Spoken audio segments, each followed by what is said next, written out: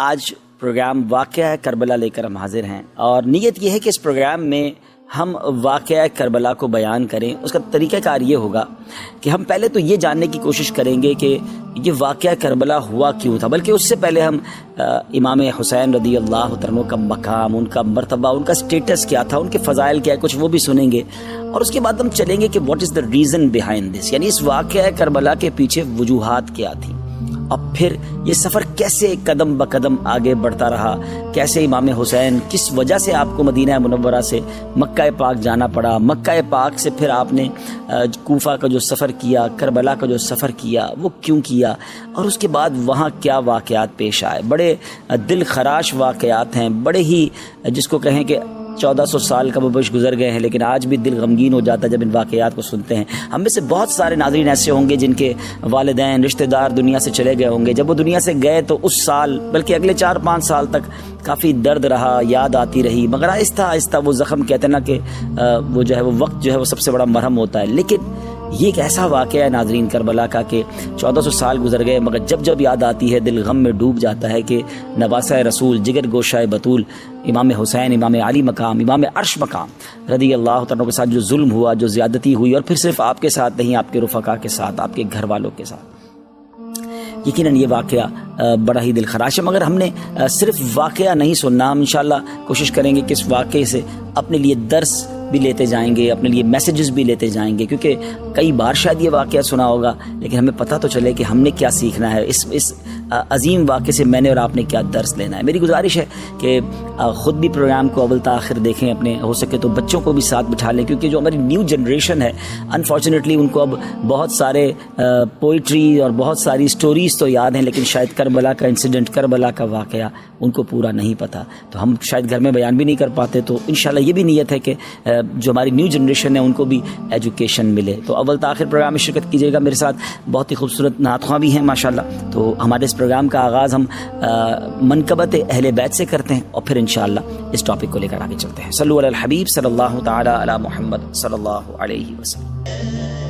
پیارے پیارے اسلامی بھائیوں، عاشورہ کا دن 10 محرم الحرام، 10 محرم الحرام، یقیناً ایک ایسا تاریخی دل خراش واقعہ ہوا ہے کہ جب بھی یہ دن آتا ہے ہمیں اس واقعے کی یاد دلاتا ہے۔ مگر شاید بہت سارے ویورز کو، بہت سارے ناظرین کو یہ نہ معلوم ہو کہ یہ دن فقط یہی واقعہ نہیں ہوا، مگر اس سے پہلے بھی اسلامی تاریخ کے بڑے امپورٹنٹ، بڑے ہی امیزنگ واقعات اس دن ہوئے۔ آپ ذرا سب سنتے جائیے گا کہ حضرت آدم علیہ نبینا علیہ الصلوۃ والسلام کی جو توبہ قبول کی گئی وہ دن 10 محرم الحرام کا تھا۔ حضرت آدم کی جو پیدائش ہوئی، دا برتھ ڈے آف سیدنا آدم علیہ الصلوۃ والسلام، وہ بھی 10 محرم۔ اسی دن انہیں جنت میں بھی داخل کیا گیا۔ اسی دن عرش، کرسی، آسمان، زمین، سورج، چاند، ستارے اور جنت کو پیدا کیا گیا۔ آپ سوچئے کہ بیسکس آف دا ورلڈ جو ہیں وہ 10 محرم والے دن پیدا کیے گئے۔ سیدنا ابراہیم علیہ الصلوۃ والسلام خلیل اللہ ہیں، آپ کا جو برتھ ڈے ہے، آپ کی بھی جو پیدائش کا دن ہے وہ بھی 10 محرم الحرام ہے۔ پھر اسی طرح اسی دن حضرت ابراہیم علیہ الصلوۃ والسلام کو جو آگ سے نجات ملی تھی، جو آگ گلزار بنی تھی، وہ بھی 10 محرم کا دن تھا۔ یہی وہ دن تھا جب حضرت موسیٰ علیہ نبینا علیہ الصلوۃ والسلام اور آپ کی امت کو نجات ملی اور فرعون اپنی قوم سمیت غرق ہوا۔ حضرت سیدنا عیسیٰ روح اللہ علیہ نبینا علیہ الصلوۃ والسلام کی جو پیدائش ہے وہ بھی 10 محرم الحرام کو ہوئی۔ جو حضرت عیسیٰ علیہ الصلوۃ والسلام کو آسمانوں پر اٹھایا گیا ناظرین، that was also the day of عاشورہ، وہ بھی دن 10 محرم الحرام کا تھا۔ حضرت نوح علیہ الصلوۃ والسلام کے زمانے کے طوفان کو کون نہیں جانتا، مگر اس طوفان سے جو فارغ ہونے کے بعد ان کی کشتی کوہ جودی پر ٹھہری تھی، وہ دن بھی 10 محرم الحرام کا تھا۔ حضرت سلیمان علیہ الصلوۃ والسلام کی بادشاہت پوری دنیا میں مشہور ہے، مگر جو یہ بادشاہت، یہ ملک عظیم آپ کو جو عطا کیا گیا، وہ دن بھی 10 محرم الحرام تھا۔ حضرت یونس علیہ الصلوۃ والسلام کا واقعہ، جو مچھلی کے پیٹ میں آپ گئے، کتنا مشکل وقت آپ نے گزارا، مگر جو مچھلی کے پیٹ سے نکلنے والا دن تھا، یعنی اس مصیبت سے نجات کا جو دن تھا، وہ دن بھی 10 محرم الحرام ہی کا تھا۔ حضرت یعقوب علیہ السلام کی بینائی کا جو ذوف دور ہوا، قرآنی واقعہ ہے کہ آپ کی بینائی میں جو کمزوری تھی وہ جو دور ہوئی، وہ دن بھی 10 محرم الحرام کا تھا۔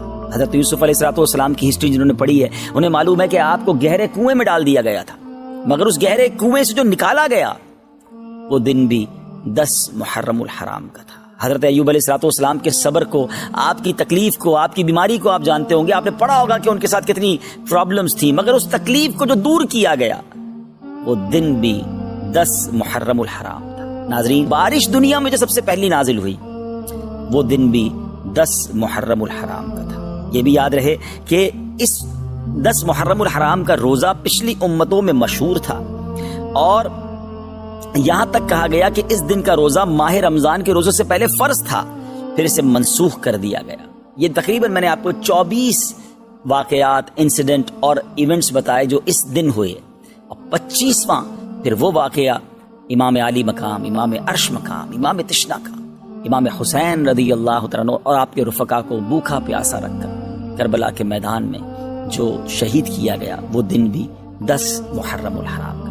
تو اس کا مطلب یہ ہوا کہ اب اسلامی تاریخ کا تاریخی ترین دن ہے، ہسٹوریکل دن ہے، اور اس دن بہت بڑے بڑے اسلامی واقعات ہوئے۔ اگر کسی کا ذہن ہو تو وہ سوچے کہ اس دن میں اللہ کی رحمت کو کس قدر پکار سکتا ہوں، کس قدر عبادت کر سکتا ہوں۔ جو رب حضرت یوسف کو گہرے کنویں سے نکال سکتا ہے، جو حضرت یونس کو مچھلی کے پیٹ سے نکال سکتا ہے، جو حضرت ایوب کی بیماری کو دور کر سکتا ہے، جو حضرت موسیٰ کے لیے عاشورہ کے دن فرعون سے نجات کے لیے دریائے نیل میں راستے نکال سکتا ہے، وہ رب کریم میری مشکلوں کو بھی دور فرما سکتا ہے، وہ رب کریم میرے لیے بھی رحمت کے دروازے کھول سکتا ہے۔ تو یہ دن ہم نے عبادت میں، رب کو پکارنے میں، اس کی بارگاہ میں التجا کرنے میں گزارنا ہے، اور اس کی بارگاہ میں اسی طرح التجائیں کرنی ہیں، تو انشاءاللہ ضرور کرم ہوگا۔ اب آئیے چلتے ہیں ناظرین، حضرت عیسیٰ علیہ السلام کو آسمانوں کی طرف اٹھایا گیا، وہ بھی یہ دن تھا، اور حضرت موسیٰ علیہ السلام کو جو فرعونیوں سے نجات ملی وہ بھی آج کا دن تھا۔ اب ناظرین ہم چلتے ہیں یہ واقعہ، اس سے پہلے میں چاہوں گا کہ جن کے ساتھ یہ واقعہ پیش آیا ان کا مقام کیا تھا، ان کا مرتبہ کیا تھا، ان کا سٹیٹس کیا تھا۔ کوئی آرڈنری، کوئی نارمل پرسنالٹی نہیں ہے۔ یقیناً صحابہ کرام سبھی ہمارے سروں کے تاج ہیں، مگر امام حسین آپ تو نبی پاک کے گویا جگر کا ٹکڑا ہے، اور پیارے آقا علیہ السلام کی ایسی احادیث ہیں کہ ہم سنیں تو ایمان تازہ ہو جاتا ہے، اور اہل بیت کی محبت دل میں اور بڑھ جاتی ہے۔ سید الشہداء سیدنا امام حسین رضی اللہ تعالیٰ عنہ کی ولادت جو ہے وہ 5 شعبان سن 4 ہجری کو مدینہ منورہ میں ہوئی۔ آپ علیہ السلام نے آپ کا نام حسین اور شبیر رکھا، آپ کی کنیت ابو عبداللہ اور لقب سبط رسول اللہ، یعنی سبت کہتے ہیں درخت کو اور جس کی بہت ساری شاخیں ہوں۔ پھر اللہ پاک نے حضرت امام حسین کی نسل کو کتنی برکت دی، اور پوری جو یوں کہی کہ سید صاحبان جو ہے دنیا بھر میں وہ حسنی اور حسینی سید بنے۔ تو یہ ایسا درخت ہے جس کی شاخیں اللہ پاک نے کیسی عطا فرمائی، اور دنیا بھر میں اللہ نے نبی پاک کی گویا نسل مبارک کو ان سے آگے بڑھایا۔ پھر ریحانۃ الرسول، پیارے آقا علیہ السلام نے ان کو جنتی نوجوانوں کا سردار قرار دیا، یعنی دونوں کو، حضرت امام حسن امام حسین کو جنتی نوجوانوں کا سردار۔ پیارے آقا علیہ السلام ایک اور حدیث پاک میں ارشاد فرمایا، ان ابن عباس من احبہما فقط احبنی ومن ابغضہما فقط ابغضنی، جس نے ان دونوں یعنی امام حسن اور امام حسین رضی اللہ عنہما سے محبت کی، پیارے آقا فرماتے اس نے مجھ سے محبت کی، اور جس نے ان سے عداوت کی، ان سے دشمنی کی، وہ ایسا ہے جیسا اس نے مجھ سے دشمنی کی۔ ناظرین ذرا غور کیجئے، میرے آقا علیہ السلام ان کو اپنے پھول کہا کرتے، اور روایتوں میں آتا ہے باقاعدہ پھولوں کی طرح انہیں اسمیل بھی کیا کرتے، انہیں سونگھا بھی کرتے، انہیں چوما بھی کرتے۔ یہ وہ شخصیات ہیں جنہوں نے نبی پاک کے مبارک کاندھوں پہ سواری کی، اس لیے ان کو راکب دوش مصطفیٰ کہا جاتا ہے، یعنی جنہوں نے نبی پاک کے کاندھے پر سواری کی۔ پیارے آقا سجدے میں جاتے تو یہ شہزادے نبی پاک کی مبارک کاندھے پر آ جاتے، نبی پاک سجدہ طویل فرما دیتے، نبی پاک انہیں چوما کرتے۔ ایک اور میں خوبصورت بات بتاؤں، امام حسین، اندازہ ہو کہ وہ شخصیت کیسی ہے کہ امام حسین رضی اللہ تعالیٰ وہ ہیں کہ دیکھیں ہمارے یہاں کوئی بچہ پیدا ہو، ہم سب سے پہلے کیا کرتے ہیں، کسی بزرگ کو ڈھونڈتے ہیں، کسی عالم دین کو ڈھونڈتے ہیں کہ کان میں ذرا اذان بھی دے دیں اور کوئی گٹی دے دیں، تہنیک کہلاتی ہے وہ، کہ وہ کوئی چیز میٹھی چٹا دیں یا کھجور چبا کے چٹا دیں، شہد چٹا دیں، تاکہ ابتدا اچھی ہو، سٹارٹ اچھی ہو۔ اچھی باتیں کرنا چاہیے، سنت بھی ہے، پیارے آقا علیہ السلام کی بارگاہ میں صحابہ لے کر آتے تھے۔ مگر آپ کو پتہ ہے کہ امام حسین رضی اللہ تعالیٰ کی سٹارٹ کیسے ہوئی، کہ جب آپ پیدا ہوئے نا تو نبی پاک علیہ السلام نے اپنی مبارک زبان امام حسین کے منہ میں دے دی. Try to understand. ناظرین ذرا سمجھیے کہ یعنی ان کی جو ابتدا ہے وہ نبی پاک کا لعاب دہن ہے. اچھا اذان دینے کے لیے ہم کسی بزرگ کو بلاتے ہیں. امام حسین کے کانوں میں اذان کس نے دی؟ اللہ کا نام لیا اور آواز تھی حبیب خدا کی. یعنی پیارے آقا علیہ الصلوۃ والسلام نے امام حسین رضی اللہ عنہ کی کان میں اذان دی. محبت کا لیول دیکھیے کہ ایک بار نبی پاک علیہ الصلوۃ والسلام کے مبارک صاحبزادے حضرت ابراہیم رضی اللہ عنہ نبی پاک کی گود میں ہیں اور گود میں دوسرے حصے پر امام حسین بیٹھے. جبریل امین آتے ہیں, عرض کرتے ہیں حضور دونوں میں سے ایک کو سلیکٹ کر لیں. اللہ دونوں میں سے ایک کو آپ سلیکٹ کر لیں, دونوں میں سے کوئی ایک رہے گا اور ایک نے دنیا سے جانا ہے. اب آپ کی چوائس ہے. نبی پاک کو گویا یہ اختیار دیا گیا.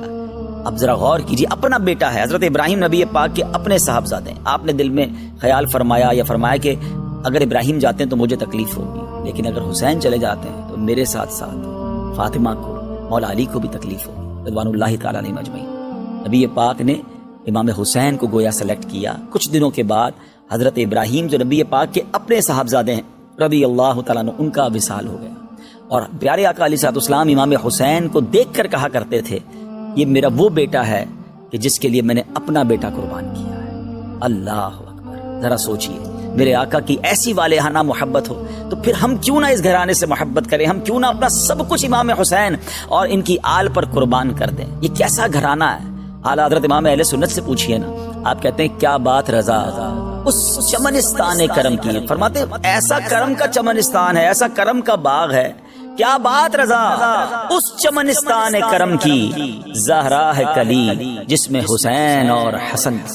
کیا بات رضا اس چمنستان کرم کی.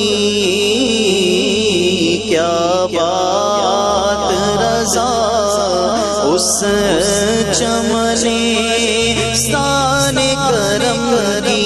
کیا بات رضا اس چمنستان کرم کی. سہرا ہے کلی جس میں حسین اور حسن پھول.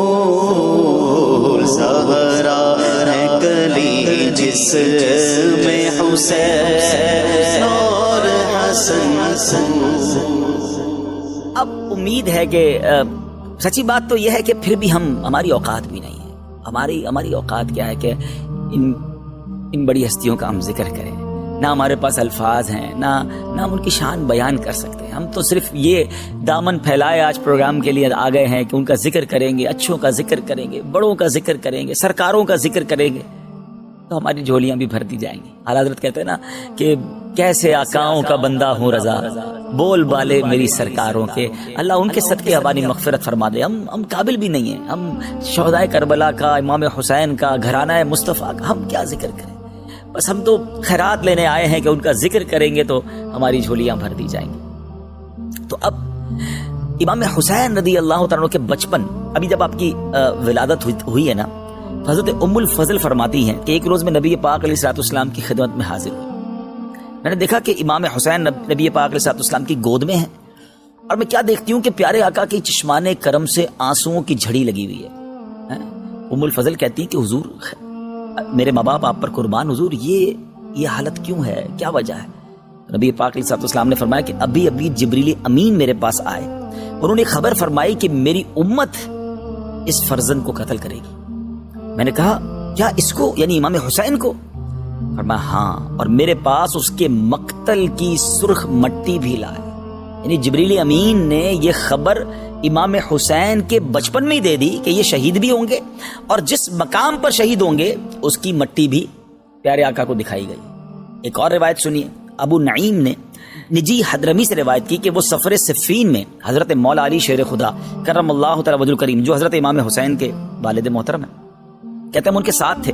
جب نینوا کے قریب پہنچے جہاں حضرت یونس علیہ السلام کا مزار اقدس ہے, تو مولا علی کرم اللہ تعالی وجہ الکریم نے ندا کی کہ اے ابو عبداللہ فرات کے کنارے ٹھہرو. میں نے عرض کی کس لیے؟ فرمایا نبی کریم علیہ السلام نے فرمایا کہ جبریل امین نے مجھے خبر دی ہے کہ امام حسین رضی اللہ تعالی عنہ فرات کے کنارے شہید کیے جائیں گے اور مجھے وہاں کی ایک مشت مٹی بھی دکھائی. اسی طرح مولا علی کے ہمراہ ایک اور بزرگ کہتے ہیں کہ ہم ساتھ تھے تو امام حسین رضی اللہ تعالیٰ کی جہاں آج قبر منور ہے اس کے مقام پر پہنچے. مولا علی نے پہلے ہی بیان کر دیا کہ یہاں ان کے اونٹ بندھیں گے, یہاں شودا کے اونٹ بندھیں گے, یہاں ان کے کجاوے رکھے جائیں گے, یہاں ان کے خون بہیں گے, اور جوانان آل محمد صلی اللہ علیہ وسلم اس میدان میں شہید ہوں گے, آسمان و زمین ان پر روئیں گے. میرے پیارے اسلام بھائیو, یہاں چلے میں پہلے تو ذرا یہ بتاؤں کہ فرات نہر ہے, بڑی زبردست, آج بھی جو کربلا جاتے ہیں ان کو پتا ہے, مگر فرات کا کنارہ تھا مگر ان ظالموں نے پانی نہ پینے دیا اور پیاسا ہی ان کو دنیا سے جانا پڑا. وہ مولانا حسن رضا خان صاحب کا شعر ہے نا کہ آپ فرماتے ہیں کہ اے فرات تو خاک میں مل جا, تجھے اہل بیت کے نوجوانوں کی سوکھی زمانے نظر نہ آئی. خشک ہو جا خاک ہو گئے, خاک میں مل جا پورا, خشک ہو جا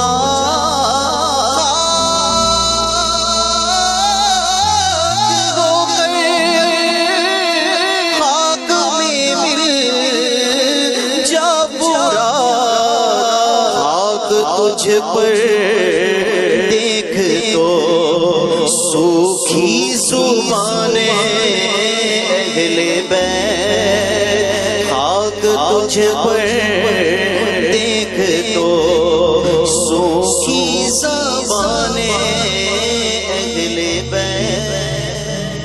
اب ناظرین یہاں جو بات بڑی اہم سمجھنے والی ہے, دیکھیں نبی پاک علیہ الصلوۃ والسلام کو بچپن سے معلوم تھا کہ امام حسین شہید ہوں گے, مولا علی کو معلوم ہے, بی بی فاطمہ کو معلوم ہے رضوان اللہ تعالیٰ علیہ مجمعین, اور صحابہ کرام کی بڑی جماعت کو, یعنی مدینہ منورہ بھی مشہور ہو چکا تھا کہ نواسہ رسول شہید کیے جائیں گے.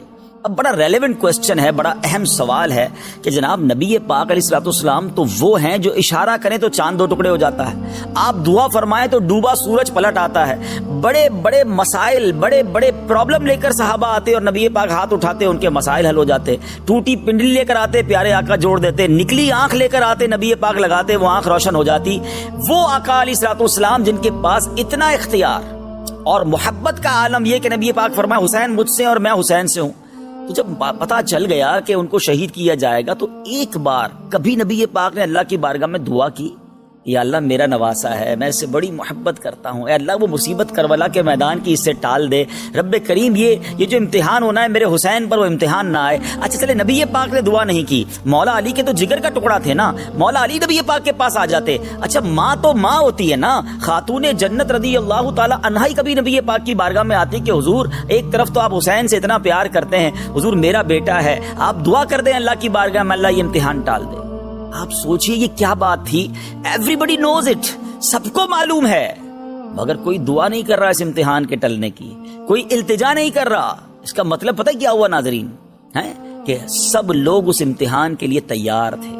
وہ امام حسین کی پرورش کر رہے ہیں کہ ہمارا بیٹا بڑا ہو کر اس امتحان سے گزرے, اللہ کی رضا کے لیے اپنا سر کٹائے, شہادت کا مرتبہ حاصل کرے. یہ کیسا جذبہ تھا, یہ کیسی ٹریننگ تھی, یہ کیسی رب کی رضا پر راضی رہنا تھا. وہ شاعر کہتے ہیں نا, زباں پر شکوائے رنج و علم لایا نہیں کرتے, زباں پر شکوائے رنج و علم لایا نہیں کرتے, نبی کے نام لیوا غم سے گھبرایا نہیں کرتے. آپ سوچئے کہ یہ یعنی اب ہم سب کے لیے میسج کیا ہے. میں نے جیسے پروگرام کے شروع میں کہا تھا کہ ہم واقعہ کربلا انشاءاللہ پوری کوشش کریں گے کہ سٹیپ بائی سٹیپ بیان کریں, مگر اپنے لیے بھی تو میسج لینا کہ بچپن سے پتا ہے کہ بیٹا شہید ہوگا, سب راضی ہیں, ہم پر چھوٹا سا امتحان آ جائے, ہم پر چھوٹی سی کوئی پرابلم آ جائے, واویلا, شکوے, شکایات, کمپلین, پتہ نہیں میرے ساتھ کیوں ہو رہا ہے, میرا کیا قصور ہے, مجھ پر یہ آفت کیوں آئی ہے, میں تو یہ بھی کرتا ہوں, میں تو وہ بھی کرتا ہوں. اپنے گناہ یاد نہیں آتے, ایسے موقع پر اپنی نیکیاں یاد آتی ہیں جو پہلی ہماری نیکیاں ناقص ہیں.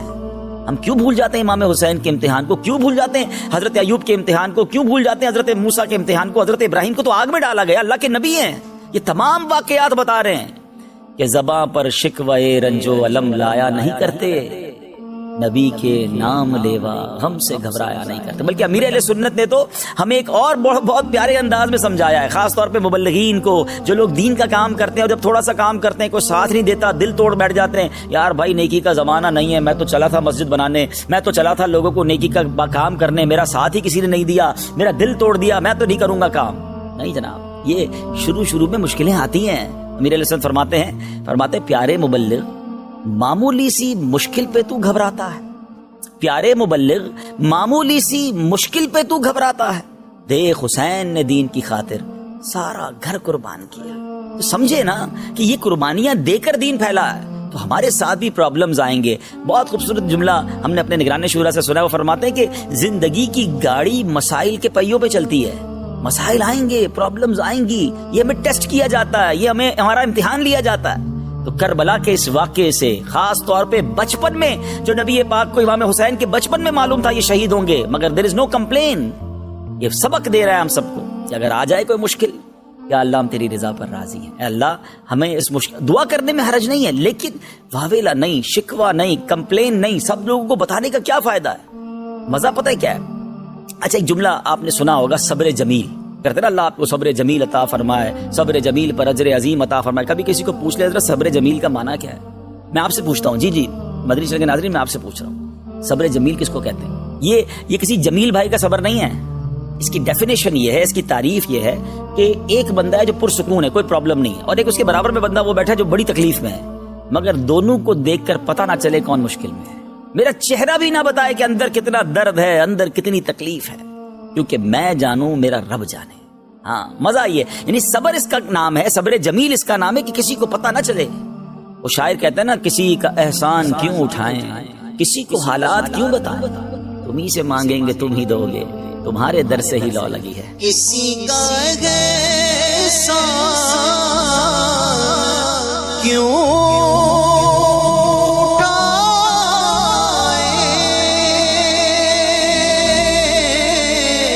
اور کسی کو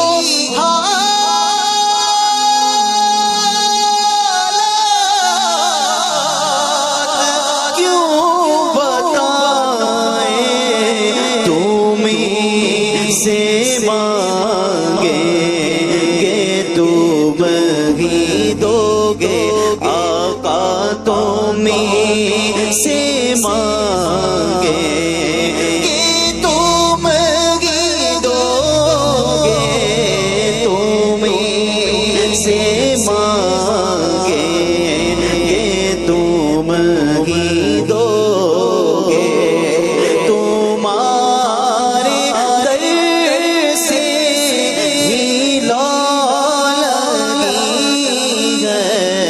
یہ سب تمہارا کرم ہے. امید ہے کہ میں اللہ کرے کہ یہ پیغام لینے میں ہم کامیاب ہو جائیں کہ امتحان آئیں گے, مشکل آئیں. ابھی بھی ہو سکتا ہے آپ کسی مشکل میں ہوں, کسی پریشانی میں ہوں, بیماری میں ہوں, قرضے میں ہوں, ٹینشن میں ہوں, کربلا والوں کو یاد کریں اور اللہ کی رضا پر راضی رہیں. ان اللہ مع الصابرین, انشاءاللہ اس کی رحمت ساتھ ہوگی, سب بہتر ہو جائے گا. اب چلتے ہیں ناظرین. اب یہ واقعہ, پہلے تو آپ نے مقام امام حسین سن لیا, بچپن سے ہی سب کو معلوم ہے, اور اسی امتحان کی تیاری ہو رہی. حضرت امیر معاویہ رضی اللہ تعالیٰ رجب 60 ہجری میں بمقام دمشق میں, یعنی دمشق میں آپ کا انتقال ہوا. آپ کے پاس نبی پاک علیہ الصلوۃ والسلام کے بڑے پیارے تبرکات تھے. آپ کے پاس پیارے آقا کا ازار شریف, ردائے یعنی چادر اقدس تھی, قمیض مبارک تھا, موئے مبارک تھے, نبی پاک کے مبارک ناخن تھے, اور آپ نے یہ وصیت کی تھی کہ مجھے نبی پاک علیہ الصلوۃ والسلام کی ازار شریف, نبی پاک کی چادر مبارک اور قمیض اقدس میں کفن دیا جائے, اور میرے ان اعضاء پر جن پر سجدہ کیا جاتا ہے پیارے آقا کے موئے مبارک اور ناخن کے تراشے رکھ دیے جائیں, اور مجھے ارحم الراحمین کے رحم و کرم پر چھوڑ دیا جائے. یہ عشق رسول تھا حضرت امیر معاویہ کا, اور خاص طور پہ تبرکات سے جو انہیں پیار تھا. صحابی رسول ہے, کاتب وحی ہیں, یہ رہتی دنیا کے لیے میسج ہے کہ تبرکات سے صحابہ کا بھی پیار تھا. اگر آج امت کا پیار ہے تو اس میں تو بہت اچھی بات ہے. اچھا, لیکن اب ان کا بیٹا کور باطن یزید پلید, اس بدبخت نے یہ نہ دیکھا کہ میرے والد تو نبی پاک علیہ الصلوۃ والسلام کے تبرکات سے بھی پیار کر رہے ہیں, ان کے ناخن مبارک, ان کے موئے مبارک کو دل و جان سے عزیز رکھ رہے ہیں, اور اس ظالم نے جگر گوشہ بطول, نبی پاک کے سب جسم کا حصہ ہے امام حسین, ان کے ساتھ ظلم کیا، ان کے ساتھ زیادتی کی. وہ کہتے ہیں نا کہ جس کے نصیب پھر جائیں، جس کے اندر بدبختی لکھی ہوئی ہو، تو اس سے بہت بڑے بڑے گناہ ہوتے ہیں. اچھا، یہاں میں ایک چھوٹی سی بات کر کے پھر مزید آگے کی طرف چلوں گا کہ ہمیشہ ایک فارمولہ یاد رکھیں کہ کبھی بھی کسی کے بچے کی غلطی کی وجہ سے، کسی کے بچے کے برے عمل کی وجہ سے اس کے والد کو برا بھلا یا کرٹیسائز گھر والوں کو نہیں کیا جائے گا. اگر یہ فارمولہ بنا لیا جائے تو پھر تو حضرت آدم علیہ السلام اللہ کے نبی ہے نا. آپ کا ایک بیٹا یقیناً حابیل تھا جس کو قتل کیا گیا، مگر قتل کرنے والا کون تھا؟ قابیل. وہ بھی تو آپ ہی کا تو بیٹا تھا. تو کیا معاذ اللہ قابیل کے قاتل ہونے کی وجہ سے حضرت آدم کو کوئی برا کہے گا؟ وہ تو ایمان سے ہاتھ دھو بیٹھے گا. بالکل جس طرح حضرت نوح علیہ السلام ہے، آپ کا ایک بیٹا اس مسلمان نہیں تھا. تو اب پتہ یہ چلا، یہ پوری اگر تفصیل میں جائے تو بہت ساری باتیں آ جائیں گی کہ اللہ پاک کی مرضی ہے، ہدایت کسی کو ملے کسی کو نہ ملے ہے، اور یہ بدبختی ہوتی ہے کسی شخص کی، وہ اتنے بڑے گھرانے میں بھی پیدا ہو کر وہ ہدایت کا نور حاصل نہیں کر سکتا، مگر اس کی وجہ سے کبھی بھی کسی کے اولاد کی وجہ سے والد کو برا بھلا نہیں کہا جائے گا. تو یہاں یہ بات بھی ہمیں یاد رکھنی ہے.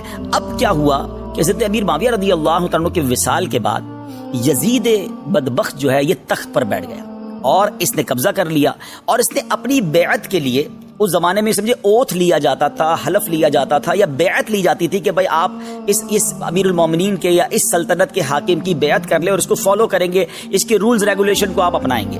تو ہوا یہ کہ سب طرف اس نے خطوط بھیج دیے ساری سلطنت میں کہ سب لوگ یزید کی بیعت کریں. اب یہ ایک جو یہ سمجھے میسنجر جو تھا، خط لے کر یہ مکتوب لے کر مدینہ طیبہ ایک شخص پہنچا اور امام حسین کی بارگاہ میں آیا. ان کو یہ کہا گیا تھا کہ سب سے پہلے آپ نے حضرت زبیر صحابی رسول رضی اللہ عنہ، وہ بھی مدینہ پاک میں تھے اور امام حسین بھی تھے، کہ ان دونوں کی بیعت لے لو گے تو معاملہ سیٹل ڈاؤن ہو جائے گا، پھر پورے مدینے کے لوگ لے لیں گے. تو حضرت زبیر نے بھی منع کر دیا، اور جب امام حسین کے پاس وہ مکتوب پہنچا تو آپ نے بھی صاف انکار کر دیا، کیونکہ آپ جانتے تھے کہ یزید جو ہے وہ بدبخت ہے، وہ شرابی ہے، وہ برے اعمال کرنے والا ہے، اور وہ یہ سمجھے کہ مسلمانوں کا رہنما بننے کے قابل ہی نہیں ہے. اچھا، امام حسین یہ بھی جانتے تھے کہ اگر یزید کی بات مان لی جاتی ہے پھر تو سمجھے کہ اس نے بڑے آفرز بھی دیے تھے کہ آپ کو اتنے پیسے، تو اتنی مراعات اور اتنی ساری چیزیں آپ کو دی جائیں گی اور آپ کی لائف بڑی لگژری کر دی جائے گی. مگر یہ تو نواسہ رسول تھے نا، یہ جانتے تھے کہ باطل کے آگے اگر آج ہم نے سر جھکا لیا، اگر آج ہم نے کسی فاسق و فاجر کو اپنا امیر بنا لیا تو پھر تو رہتی دنیا کے لیے اسلام کا نظام بگڑ جائے گا نا. آپ ذرا سوچئے، امام حسین خود چاہتے تو بڑی لگژری لائف گزار لیتے، کمپرومائز کر لیتے کہ ٹھیک ہے اب جیسا بھی یہ چلنے دو، لیکن آپ جانتے تھے کہ اگر وہ اس وقت کمپرومائز کر لیتے تو پھر رہتی دنیا کے لیے ایگزامپل بن جاتی کہ آج بھی لوگ کہتے ہیں جب امام حسین کمپرومائز کر سکتے ہیں تو ہم بھی کمپرومائز کر لیں. آپ نے کمپرومائز نہیں کیا، آپ نے اس کی بات نہیں مانی، آپ نے اپنا سر کٹانا قبول کر لیا، مگر دین کے پرچم کو بلند کر گئے. وہ شاعر کہتے ہیں نا، قتل حسین اصل میں مرگ یزید ہے، اسلام زندہ ہوتا ہے ہر کربلا کے بعد. آپ نے اپنی جان تو لٹا دی مگر اسلام کو زندہ کر گئے. تو اب جب آپ نے اس کی بات نہیں مانی ناظرین، تو اب آپ سمجھ گئے کہ اب یزید نے بہت ظلم کرنا ہے، اب مجھ پر حملے کرنے. اور سبحان اللہ، یہاں علماء کہتے ہیں کہ ایک اور ادب بھی تھا کہ میں مدینہ پاک میں ہوں اور یہاں قتل و غارت گری ہوگی،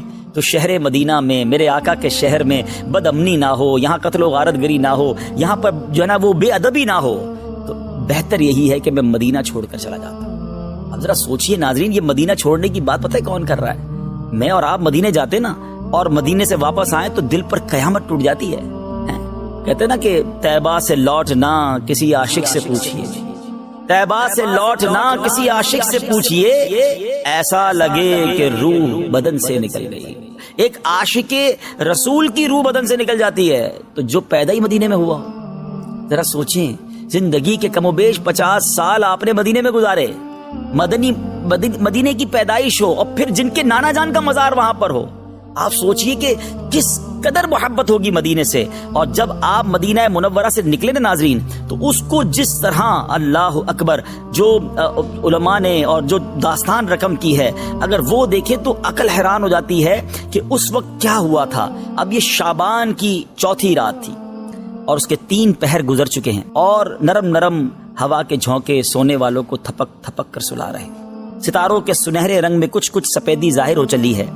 اندھیری رات کی تاریکی اپنا دامن سمیٹنا چاہتی ہے. تمام شہر میں سناٹا ہے، نہ کسی بولنے والے کی آواز کان تک پہنچتی ہے، نہ کسی چلنے والے کی چہل پہل سنائی دیتی ہے. شہر بھر کے دروازے بند ہیں. ہاں، خاندان نبوت کے چشم و چراغ اس وقت جاگ رہے ہیں. सामान सफर दुरुस्त किया जा रहा है, जरूरत की चीजें बाहर निकाली गई हैं, सवारियां दरवाजों पर तैयार खड़ी हैं, पर्दे का इंतजाम हो चुका है। इधर इमाम के बेटे, भाई, भतीजे, घर वाले सवारियों पर सवार हो रहे हैं और हजरत इमाम हुसैन रदी अल्लाह तआला अन्हु मस्जिद नबवी से बाहर तशरीफ ला रहे हैं। दिल की कैफियत है, आंखों में आंसू हैं, मेहराबों ने सर झुकाकर तस्लीम की, मीनारों ने खड़े होकर ताजीम दी। काफला सालार के तशरीफ लाते ही अब नबी ज़ादों का काफला मदीने से रवाना हो रहा है। ये वो मदीना है कि जहां नबी पाक अलैहिस्सलाम को जब मक्का पाक में सताया गया था, सहाबा कराम के लिए जिंदगी मुश्किल कर दी गई थी, तो वहां से हिजरत करके सुकून के लिए, अमन के लिए, मोहब्बत के लिए तो मदीने आए थे। यानी मेरे आका पर जो जुल्म व सितम के पहाड़ तोड़े गए, तो मेरे आका जब मदीने आए तो बनु नज्जार की बच्चियों ने नगमे गुनगुना कर इस्तकबाल किया था। मदीने के लोग मदीने के दरवाजों पर दीवाना वार आए थे और नबी पाक का इस्तकबाल हुआ था। और ये कुछ ही सालों में तकदीर का कैसा ये यूं समझिए कि सर्कल घूमा है कि अब नवासा रसूल को वही मदीना छोड़ना पड़ रहा है। नाजरीन, अल्फाज में बयान नहीं किया जा सकता कि नवासा रसूल के दिल पर क्या गुजर रही थी। नाना जान से उन्होंने मज़ार पर अनवार पर जाकर क्या कुछ बातें की थी, क्या कुछ अर्ज किया, ये एक अलग दास्तान है।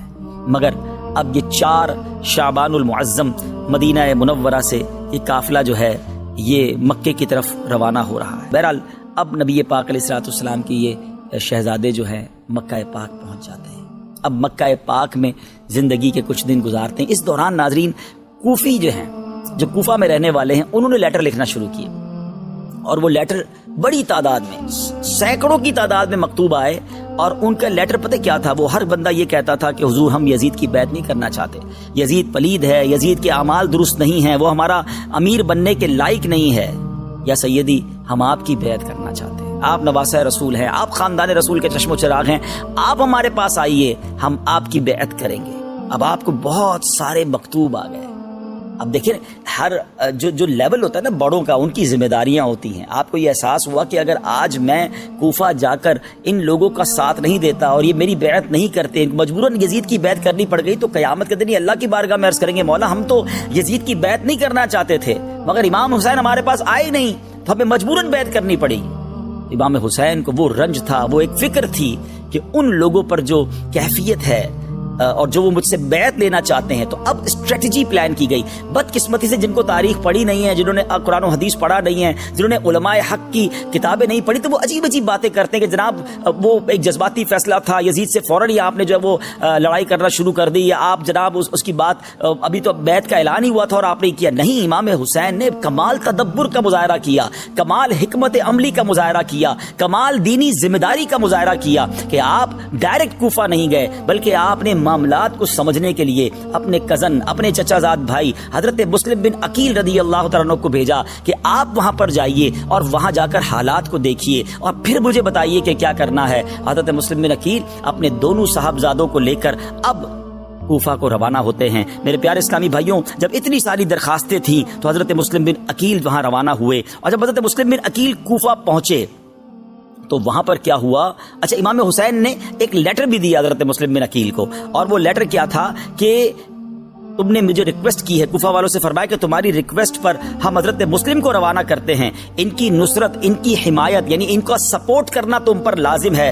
हजरत मुस्लिम अपने 2 फर्जन मोहम्मद और इब्राहिम रदी अल्लाह तआला अन्हुमा को भी साथ लेकर गए, जो इनके बड़े पसंदीदा बेटे थे। और अब हजरत मुस्लिम जब कूफा पहुंचे, आपने मुख्तार बिन अबी उबैद के घर पर क़याम फरमाया। अब जब जैसे ही लोगों को पता चला कि हजरत इमाम हुसैन के नुमाइंदे आ गए हैं, हजरत मुस्लिम बिन अकील आ गए हैं, तो जूग तर जूग अश्दहाम जमा हो गया, रश जमा हो गया और तकरीबन देखते ही देखते कि 12,000 लोगों ने हजरत मुस्लिम बिन अकील के हाथों पर बैत कर ली। यानी गोया हजरत इमाम हुसैन के ये नुमाइंदे थे, उनके बिहाफ पर ये बैत हो रही थी, तो उन्होंने फौरन बैत कर ली और जनाब बड़ा उनका वेलकम हुआ, बड़ा उनका इस्तकबाल हुआ। तो हजरत मुस्लिम बिन अकील ने देखा कि ये कूफा के लोग तो बहुत सपोर्ट कर रहे हैं, बहुत प्यार कर रहे हैं, एवरीबॉडी वांट टू वेलकम इमाम हुसैन, वो हजरत इमाम हुसैन के इतने चाहने वाले हैं। तो आपने क्या किया कि हजरत इमाम हुसैन को लेटर लिख दिया। अब जो टर्निंग पॉइंट है ना इस पूरे वाकया करबला का, वो जरा समझिएगा।